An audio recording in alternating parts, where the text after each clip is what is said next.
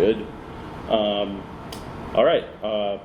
This is called 3-2-1 Launching Your Website. My name is Dan Ficker. A little bit about me. I'm a customer success engineer at Pantheon. If you don't know what Pantheon is, we're a hosting company. We have a booth outside in the main kind of expo hall area, so feel free to come by and ask us any questions. I'll maybe talk about Pantheon a little bit, but it's not definitely a major part of what I'm presenting here. There's my Twitter account and my website. I live in Minnesota and work at a Pantheon office in Minnesota, or sometimes from home. I'm a customer success engineer at Pantheon. That means that if you have any problems using Pantheon and you get on the support chat or tickets, you might get me. You might get one of the many other people on my team. There are 2 different people named Dan right now that work there, so you'd be like, I've talked to Dan before. I'm like, maybe it was me, maybe it was the other guy. But hopefully it was me if it was good. So I'm just kidding. What we're going to talk about here is basically let's just say you have a Drupal website that's pretty much ready to go. And somebody says, hey, it's your job to actually make this thing live. And we're going to talk about how to do that. And it's really, I like to think it's not that complicated, and we're going to talk about just a lot of the details that make that happen. That's mostly like DNS, make sure you are understanding like what the domain name information is about, and how to change the DNS records. And then we talk a little bit about SSL certificates and hosting, just considerations. And then once we get all that information kind of figured out, then we'll actually talk about how to make that final change. So throughout this, we're going to put together a little list of information that we need.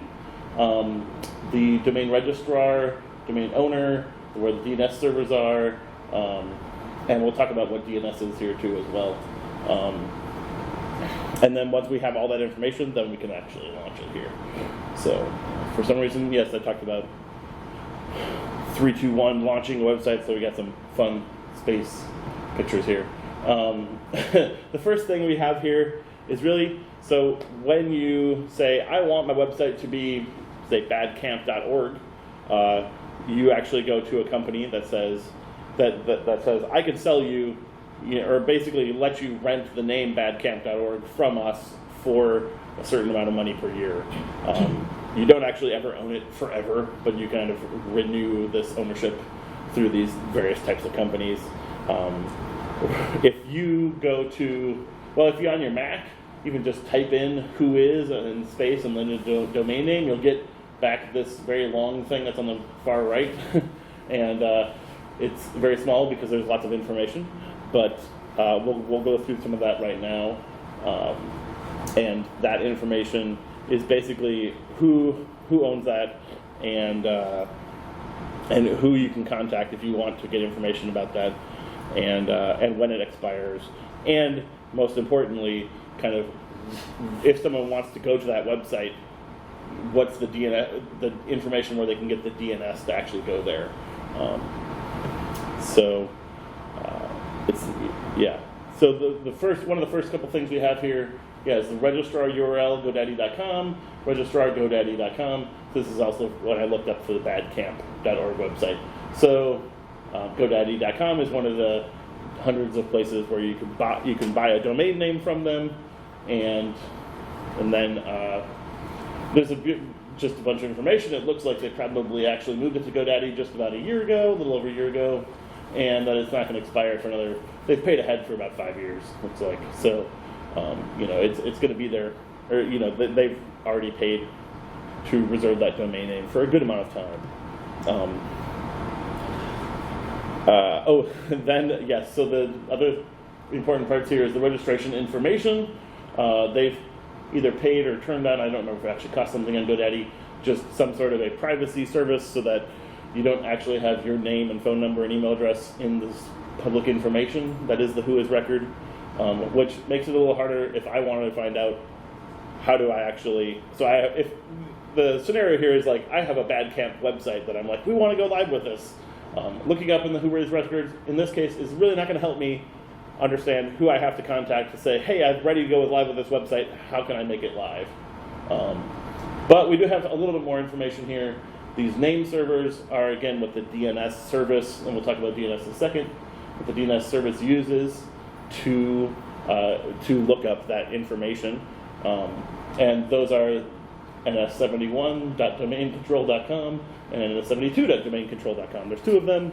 Could be up to 4 or 6 of them, maybe, just for kind of redundancy. So if one of the servers stops working, the other one should work. It's just because I've used GoDaddy a few times myself, or run into people who are, I recognize those as, those are GoDaddy's DNS servers, basically. I'm pretty sure about that. But you see a lot of different information in here. Like if you actually did a WHOIS on my website, it probably actually does have my name, email address, and phone number, and I do get a little bit of spam because of that, probably. But not too much that I decided to pay for the privacy service. This is where it can get a little complicated, because this is actually a pretty easy case because it's all through GoDaddy, and so when we actually want to go live, I just need to find somebody who actually manages that GoDaddy account. It can be a little more complicated if you registered the domain name through GoDaddy, you set the name server to some IT company, and then you have to ask that IT company, like, how can I change the DNS records in order to make this website live? And sometimes that happens, and so, this one's a very easy case just because GoDaddy is managing the domain name, the DNS servers, and then then a hosting company, you're just pointing the DNS records to where you want to go. But it could be a little more complicated if all those pieces are actually managed by someone different. Just some terms, what we just used a little bit there, but the registrar is the company who leases the rights to the domain name. The registrant and the admin, and there's also a technical person sometimes. These are people who manages the domain name. In this case, they're all just kind of private information. I think, actually, if you tried to contact them via this phone number, that email address, it may actually get through to them. It doesn't show it to right there. And then the name servers are the servers that you query these DNS records. And so now we at least know a few few bits of our information, where the DNS servers currently are, and where who's the registrar of GoDaddy. Unfortunately, we don't know too much else besides that. And this is where, when we have this type of situation where we don't know, we just got to figure out who actually runs this website. And that's probably a little bit of sleuthing around, trying to figure out. What I would probably do, if this was actually what I was doing right now, is I'd probably email someone on the Badcamp website, or even go up here at the registration booth and say, hey, I'm trying to launch this website, who do I need to talk to? And hopefully someone would know. They'd say, oh, this person actually has that GoDaddy account login. Either they can give you access to it, or here's the password, which is probably not a good thing to send an email, but but then somehow they give me access to some of the DNS records, or I say, here's the DNS records, I'd like you to change them. Can you kind of tell me exactly, probably when you're going to change them? And so, if you do that, then that's what we're going to do in the end here, actually. So, set up new DNS first. Yeah. So basically, in order to launch the website, we have information about where the DNS system should be pointing to, and once we get that information, then we can actually, once we know who actually has access to change that. It can get a little more complicated if the DNS service or the domain name service was actually hosted by the old hosting company, and they're like, we don't want to deal with it anymore, or the old agency or something like that. We don't want to deal with it anymore. And then you have to do a little bit of work to decide, to transfer it to your GoDaddy account, or to do the DNS through some other service. And I would generally recommend try not to do that exactly at the same time you're launching a website. Changing those types of things can take a few days to move things over, and if you do it at the same time, you may end up in a situation where you have, for a day or two, some people seeing the old website and some people seeing the new website, which is not ideal. So I'm just going to go through a little bit of detail here about how DNS works. It's a little bit of networking excitement, but it's not too technical, I don't think. So I'm trying to break it down pretty simply here. So we're going to talk about a few different things on how the internet works. So first you have your computer or your cell phone or any sort of internet-connected device. Somewhere, if you're in the hotel here or at home, you have a router that kind of gets you onto the internet. And then a little bit further out, somewhere in the neighborhood, there's also your internet service provider has a server that also routes information around. And even further out, somewhere in the city, the telecom networks have these kind of large stacks of servers, routers that are, route millions and millions of requests per second, and those are kind of larger backbone routers. Generally, these internet provider routers and the backbone routers also, there are servers that kind of routing information. They also probably have some sort of DNS service as well, is what I'm kind of thinking here too. And so then if you get all the way out to, then basically somewhere on the internet also is hosted these name servers, is where in the WHOIS record, when you buy a domain name, you say, hey, my DNS records are going to be handled by this name server somewhere on the internet. And so basically the way DNS works is every time you go to something like 2019.badcamp.org, your computer asks, it says, I don't know how to get to badcamp.org. And so it asks, with the DNS service, it actually asks the router, how do I get to 2019.badcamp.org? That's not a computer that I know how to get to. And so it asks the router.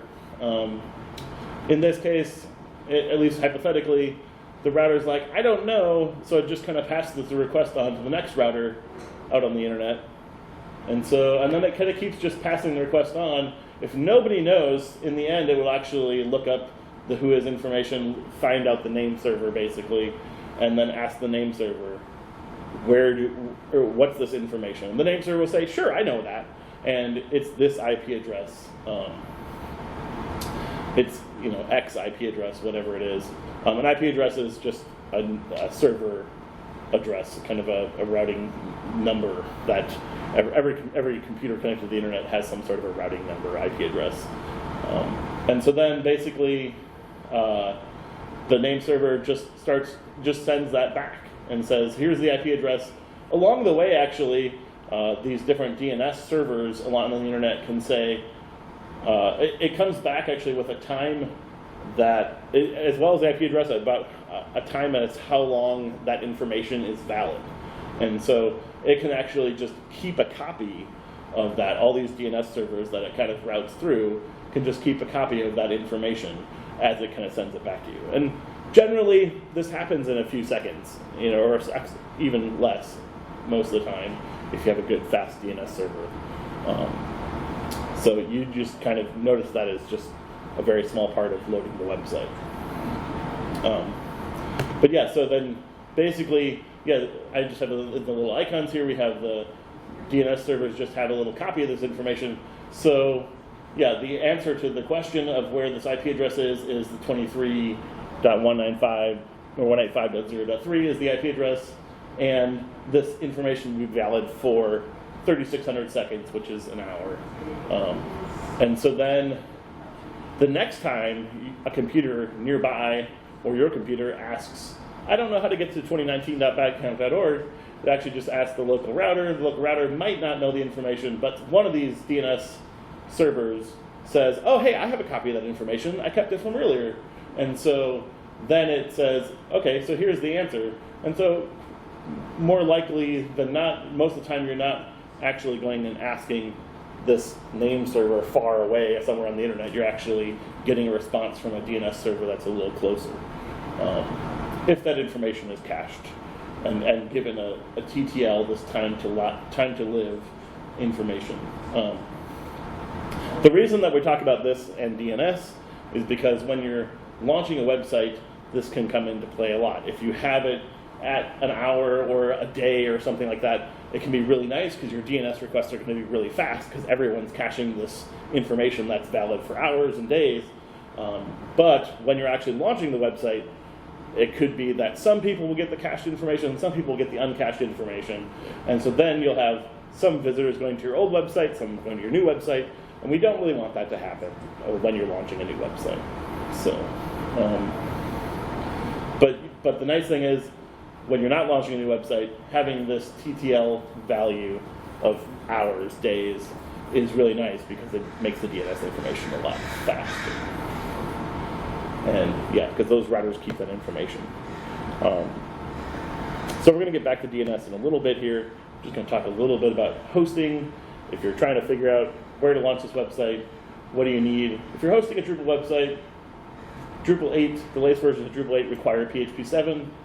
PHP 7.1 or 7.2 is really, 7.2 or 3 is really what's recommended because that's actually still supported by PHP. Drupal 7 is pretty old, so it also supports PHP 5, 5.3.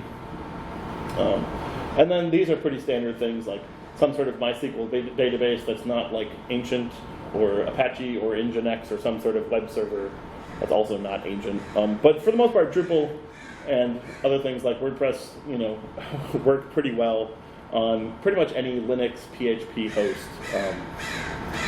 So I'm just talking a little bit more about hosting when trying to decide, like, oh, I'm going to launch this website. Where do I want to host it? There's a lot of information and a lot of trade-offs as far as hosting goes. You can find this really, really cheap hosting through certain services that's like a couple bucks per month. And it's like, oh, that sounds like a great deal. But it could be that when you do that, you don't really get much support. Sometimes your website just might go down, and they're not even going to tell you why. And so generally, if you pay a little bit more, you get probably more performance, you get better support for sure. And, well, not always for sure, I guess. But also, if you spend more money, you can also probably handle more simultaneous traffic. If you're just paying a little bit of money for just a little bit of a server or just a really small server, it's basically like a computer just sitting somewhere in a data center. If you get just a little cheap computer, it's not going to be able to handle thousands and thousands of requests at the same time. But if you pay more, it'll give you a bigger server or a bunch of servers kind of load balanced together, and then you can actually handle a lot more information. So yeah, we're going to get back here to this launching question, and let's see. So yeah, what I'm just thinking here is the domain owner and the managers are somebody who works with the Badcamp website.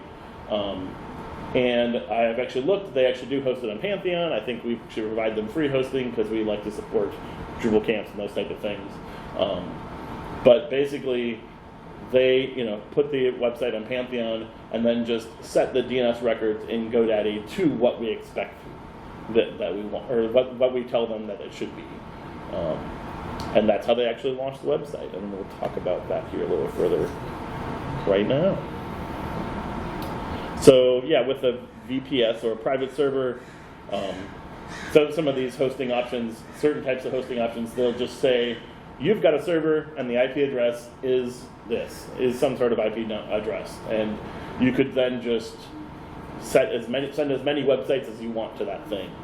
Services like Pantheon and some cloud hosting kind of expect you to actually say, hey, I want to actually accept requests from this domain name, and so you have to actually put that into their system. Like, I want to, serve requests for badcamp.org with this website.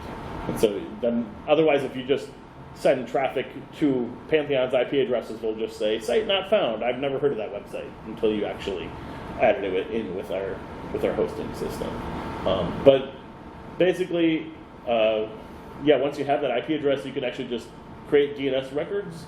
These A and quadruple A requests that quadruple A is for IPv6 IP addresses. They're really long IP addresses, mostly only used by like cell phones and things. It's kind of this next generation internet stuff that's been around for 20 years, and some people are starting to use it. But and then, or you could also use what this is called a CNAME record, which basically kind of says, I don't actually know what the DNS requests are, but if you look up this DNS lookup for this other host name, then it will actually give you the information. about where the IP address is. Just a couple other things that I'm going to talk about briefly before we actually get through this launch of the website here. SSL configuration SSL is very important these days. You really don't want to actually be submitting any sort of information without having HTTPS on your website, and that means there's a secure certificate that kind of validates, and it's also the data is encrypted between your browser and the server. Nowadays, most hosting providers provide free SSL certificates, but you could also buy them through something like DigiServe or Komodo or something like that. A lot of the companies that provide domain name services, like GoDaddy, also provide SSL certificates as well. They'll include instructions on how to set that up on various servers. With services like Pantheon, we just use actually a service called let'sencrypt.com that actually just provides SSL certificate to every single website, but automatically. So you can't even, we don't really even make it very easy for you to add your own SSL certificate. We just say, you get this one. And it now makes your website secure. As of last week or two, in the last week actually, on Pantheon now, if you create a new website, it automatically uses HTTPS for all connections and even redirects your website to HTTPS. And it's something you can update your current website if you're already on Pantheon to use that as well. And this is a report over here on the right from SSLLabs.com that kind of gives you a rating as how good your SSL setup is. If you're setting up your own hosting environment, it gets a little nerdy, but if you go to this cypherli.st website, it'll actually give you kind of a recommended setup for modern web servers, Apache, Nginx, and those types of things, IIS, with kind of the latest recommendations for every once in a while there's a lot of different ways to encrypt data, and you want to support as many devices as possible. But every once in a while those change as security researchers find, oh, hey, this encryption isn't as good as we thought it was, or as newer devices support newer versions of encryption. So that's what that's for. We're going to talk about a little bit about SEO and launching your website. This is always kind of changing a little bit too. But, so one thing that's a big part of SEO is a 301 redirect on a website. And the 301 response is an HTTP code that says, this web page doesn't exist here anymore. It actually exists over here. And so, hey, you should just, your browser is actually just kind of redirect you there without even really telling you, like, hey, I'm going to a different web page. It just says, oh, yeah, you put in badcamp.org, but we're actually going to redirect you to 2019.badcamp.org. And the search engines basically take this information and say, oh, this website used to be here, and I used to have a lot of information about like how important this website is and what kind of important keywords it has, and I'll just move all that information over to this new one. So it might also just start changing information if the content changes a lot too, but that's kind of the idea. You can also use this within just parts of the website. On your old website, maybe it was the about page for your company, about your company, or about the event that you're doing. Was that about.asp or info/about or something? And now the new page is that about-us. And so you can basically, within Drupal's redirect module or within some other settings on the server, just say, hey, anyone who tries to go to about.asp, info/about, redirect them to about us. And if the old page does not exist on the new site, then don't redirect. Well, yeah, so that's always a note I put in here too. Sometimes I've seen, especially sometimes the search engine marketing folks say, oh, hey, it's a blog post that we don't want to keep anymore, so I'm going to redirect them back to the blog page, where they'll just see a bunch of generic information about our company or what we're doing. And I generally don't see the helpfulness of that, I guess. If you're looking for a page that says, this is the session that you're going to, and that page doesn't exist anymore, just give them a message, say, hey, this page doesn't exist, but hey, please look around our website and see if there's something else you're finding. And don't just redirect them to another page that has nothing to do with what they're looking for. I'd say they're going to start looking for what they were looking for. Yeah, it's you just give them a very give them that 404 page. Some people, I feel like, just saying, oh, a 404 page is like, we never want that to happen. It's like, no, if there's really nothing that they were looking for that's there, just you can tell them, hey, I don't have that information anymore. Maybe bring it back, or or maybe on the 404 page say, hey, yeah, it doesn't exist, but hey, if you're a human and you want to read something else that's something similar, here's where you might find that type of thing. And then I talked a little bit about that earlier, but yeah, if you go to badcamp.org, www.badcamp.org, I think right now all of those go to this year's website, 2019.badcamp.org. If you want to, for things like Badcamp, you can also look at, I think some of the older websites are also at like 2018 or 2019 or 2017 or 2015 or something like that, if you want to see the old information.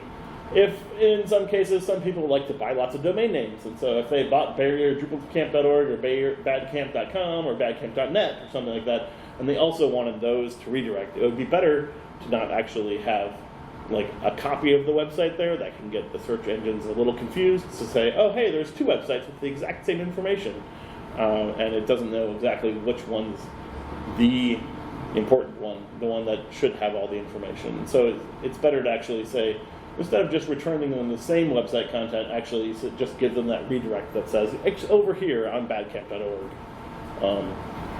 Yeah, you have a question? Sorry, yeah. Like the other day I went to some website and I did www and it didn't work. Like, is that pretty rare? It's pretty rare. It can definitely happen though. And that's just really like, whoever configured the website just didn't actually set a DNS record for www or something like that. And so, or either that or, depending on what the error was, sometimes it could say like the SSL certificate or something isn't working or something too. And so that's just, usually just somebody who built the website or manages it just didn't configure things exactly right. And I guess for the most part, they weren't expecting someone to just type in www dot as well. So that's DNS possibly. And not the HTTP. No, well, yeah, you do have to have it set up with the configuration of the server as well to kind of respond to that type of request too. So, it could be a little bit of both. But it really is something you'd want to talk to like the administrators of the website and just be like, hey, I noticed if I type in this, it doesn't work. And it might be helpful to have that work just because some people like, if they like to go to a website, just assume that if you type in www, it'll actually get you to the website. It's kind of I don't know exactly why that is. Like it's probably an ancient history kind of thing where, there used to be something else on the main server and www was the web server part or something. And it generally, you could type it in or not type it in, and usually you'll get to the same spot with most websites configurations. And then, again, there's redirecting information to all one domain name, keeps things consistent for all your visitors. Actually, that's another problem that sometimes you'll see. If you don't actually do this kind of redirecting, you could actually be logged into badcamp.org and not logged into www.badcamp.org. And if you accidentally click on the wrong link, it might move you over to the other domain name, and then you're not logged in, and you're like, why did I stop getting logged in? So another reason why you kind of want to redirect everyone to say, hey, everyone, you're going to get directed to this certain domain name. And it's either, right now, I think it's either 2019.badcamp.org or www.badcamp.org. I can't remember. But, just for your website, you want to make sure there's just kind of one there for search engines and for your users. And then you redirect them all to the other place. Another thing, we talked about HTTPS, SSL certificates. Basically, just a good idea is also to make sure that all your users are using HTTPS, which is this encrypted connection between your web server and your site.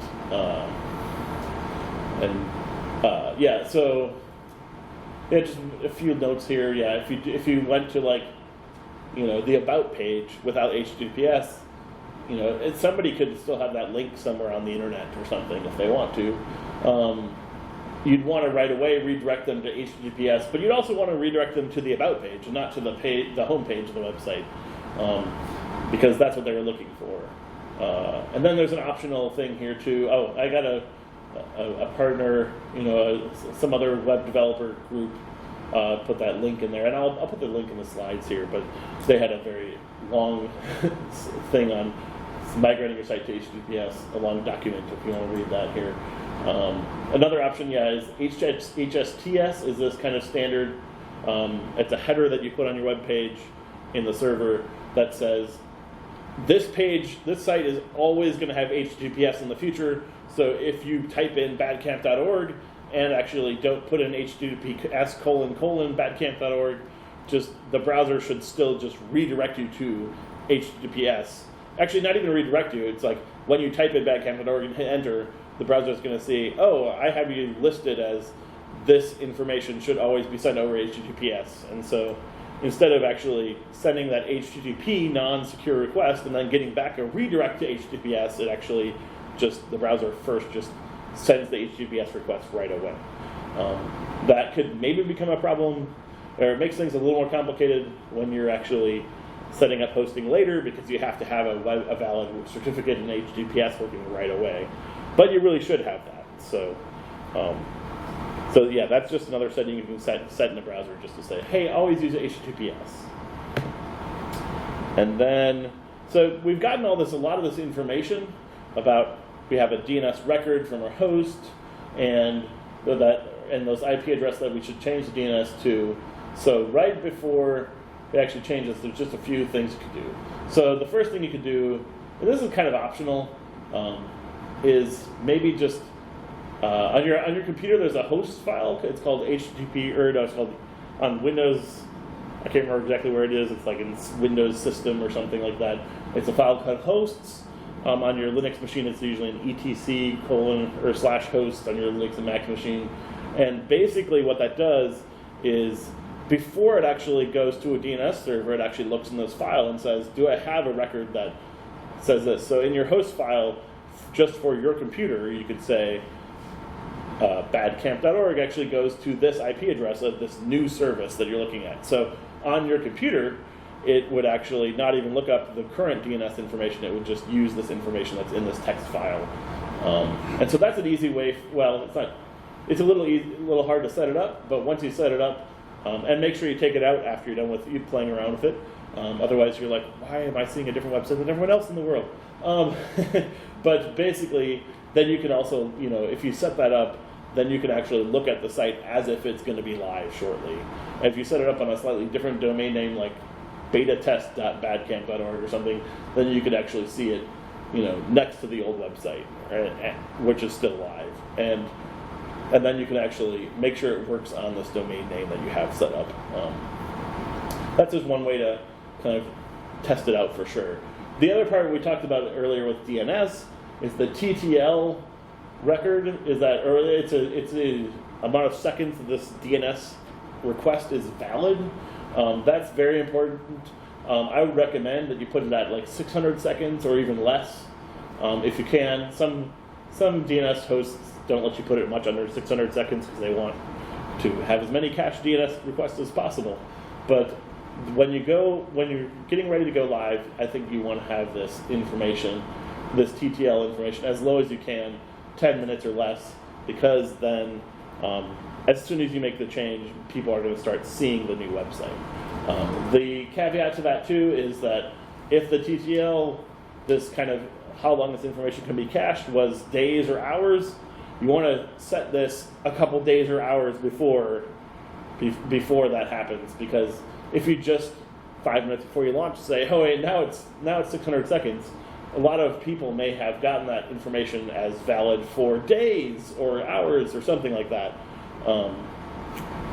And you just want to, and then when you change it, people aren't going to still see it for those hours or days, however long it was before. So, if you have it for 86,400 seconds, is about a day, or exactly a day, I think. But that, you'd want to change it to 600 seconds about a day before you're actually going to launch, or a day or two maybe, because then when you're ready to launch, you know that everyone is only keeping that information, the DNS information, around for 600 seconds. But once you've done that, you have the DNS like cache TTL time very low. Then basically all you have to do to actually go live is to put in that new IP address in the DNS records. And this is part where it can get a little complicated because every single DNS host provider has a slightly different way of managing this information. You create a new one, you edit different ones, and like it's very simple pieces of information. There's the host name, there's the value and the TTL, but some of them, if you have just the bare domain name, they want you to put an @ and some of them you just want to type in the bare domain name. If you want to put www.badcamp.org, you might just put in the www part, and then it kind of automatically fills in the badcamp.org part. And so that's where I don't have examples for every single one of these. Most hosts will actually provide you an example for the very common ones like GoDaddy and Network Solutions and all these things of like, here's exactly what you have to do to change these things, to change each line. But just, network administrators actually like manually write these little text files, they call DNS zone files. But every single web interface to actually edit the DNS information is slightly different, and unfortunately, you just kind of have to do a little bit of sleuthing to figure out exactly how you're supposed to set that. I don't have a whole list of answers, but yeah, basically, hopefully now we understand a little bit more about domain names and DNS, and that basically all you really have to do is change the DNS records for probably the base domain, badcamp.org, www.badcamp.org, and any other subdomains that we want to be able to access it from. Change those DNS records to not point to this old server somewhere, but point to this server that we're now launching the website on. And that makes the website live. So, and then there's a few information of if after you launch, what'smydns.net is one of many little tools where you can kind of pop in, the host name you're looking for, and it will actually give you DNS records from a dozen different DNS services DNS servers around the world or something like that. And sometimes you'll see sometimes you'll just see hey, that one server that they're using in Pakistan is down. So, that's not the end of the world. It's probably just that server is not working right now. It's probably not that your thing's blocked in Pakistan or something like that. But I don't know why I use Pakistan as an example either. But again, that SSL Labs is very nice to verify that your SSL configuration is working right, that all people that use HTTPS on their devices should be able to access your website. And you might want to verify that those redirects that you set up before you launched are actually working too. And sometimes I've seen occasionally, that's why I just talked about the various networks at this top. Sometimes I see occasionally people at the company office for this, for any sort of corporation say, hey, I'm still seeing the old website.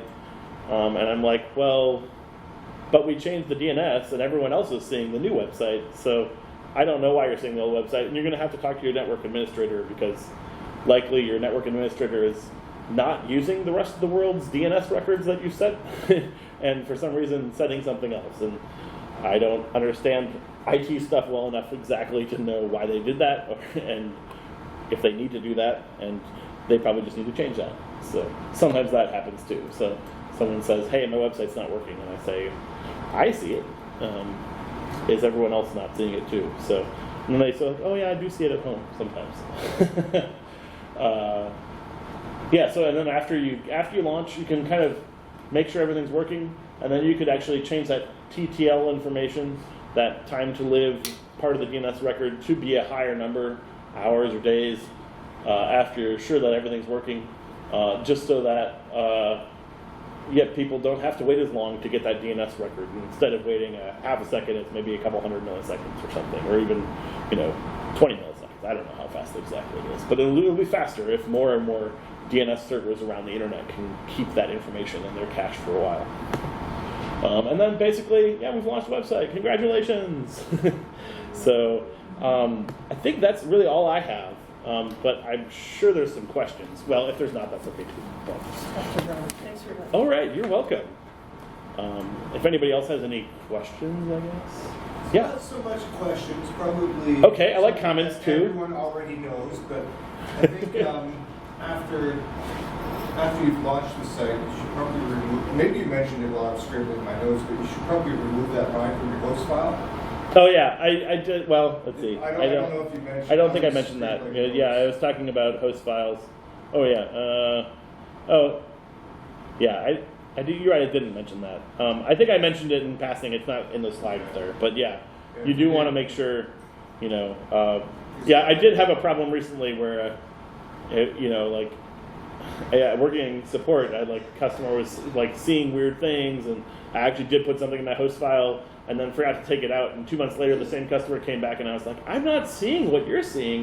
Why is that? And then I looked at my host file and was like, oh yeah, I did that 2 months ago, and I really should have taken that out. But that explains why I wasn't seeing something. So, yeah, that's another reason. Like I said, with the other, your IT company might not be might be doing their own weird things with DNS.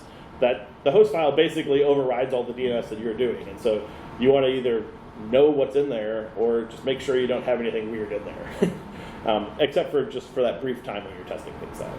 That's right. Anything else? Yes. Seems like I've always been a developer, and usually the sysadmins handle all of that. Yeah. I really wanted to learn more, but I don't know. Do you see a very strict demarcation? I mostly am a back-end developer, and that's what I've done for most of the last 15 years. But we didn't really have a sysadmin person at the small agency I was working at, and so I, did actually end up doing most of this type of thing. For a while, they even, had me doing kind of Linux server administration sometimes, and I was like, I don't want to do this, but they're like, no one else is going to do it, and they're still paying us to do it. So I was like, okay, well, and that's one thing that is something to keep in mind, I guess. If you have the money or the team to actually do that, then you probably don't need to worry about this. But I guess that's kind of my goal for this, was kind of some web developers don't know all this information, and it could be helpful to at least understand it a little bit more. And it's not too hard to actually do it. It's not. The hard part is if you're not using some sort of service like Pantheon, then you do actually have to set up a Linux server and know how to set up all this configuration in these Nginx or Apache and PHP configuration files. And if you're using some sort of a service like a managed hosting service, then you usually just give them your website files or your database files, and then you're ready to go. And so if you have something like that, it's pretty easy to just say, oh yeah, I can launch the website. But if you obviously have a little more complicated setup, and then you probably do need a server administrator. And maybe now at least you can help help debug these kind of issues where they're like, why am I not seeing the website? And you're like, oh, I can. Yeah, on your computer, or you can use this What's My DNS that can look up what the current DNS website or current DNS records are. On my Linux or Mac machine, actually, I just type in there's a couple different tools that come in the command line. You can type in dig space and then the host name, and it'll actually give you the DNS records for that. So you can actually just have it do a lookup right on your computer there if you want. So yeah, it's that was my hope, I think, for this type of thing, was just that every web developer or project manager or whoever should be able to understand this a little bit easier, and hopefully I did that. Hopefully. Cool. Yeah, because it seemed really opaque before, so I really wanted to learn more about this. Yeah, and that's where I think it is a little complicated. With this kind of, there's a lot of pieces. There's the domain ownership, there's DNS servers, and there's DNS records, and kind of how they all relate. And like I said towards the start, you could register your domain name at GoDaddy. You could actually use some sort of other service, we've sometimes used something like DNS made simple or DNS easy or something like that is actually a separate DNS server. So you actually have this, you buy the domain name somewhere, you put the name servers to some other server somewhere, and then, you know, that's not also the place where you're actually hosting the website, that's another service somewhere. So you actually have like 3 or 4 different groups that you kind of have to understand and manage how they're all working together. That's where it gets complicated. On the other hand, some other people, you know, you just sign up for hosting with Rackspace or 1&1 or something like that, and they give you a DNS server, they let you register the domain names with them, and so it's all kind of in one spot. And so that, I think that's where people get a lot confused, is, you know, how all those things fit together, and when you actually have them all in one spot or not.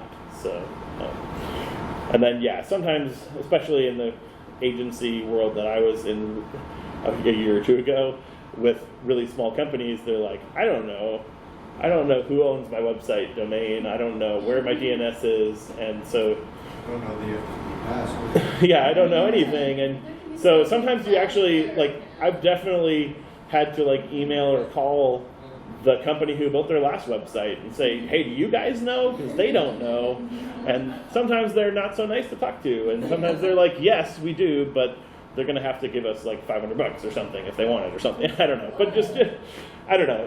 That doesn't happen too often. But, you know, it's just sometimes it's a bit of kind of looking around, calling around, sleuthing around to figure out like where is all the information. So, all right. Well, I guess we're done with time there. So, thanks for coming. If you have any more questions, I'll be around the Pantheon booth occasionally. I'm going to go to lots of other sessions and stuff for the next few days too. So, Awesome, thank you. yeah, you're welcome. Thanks.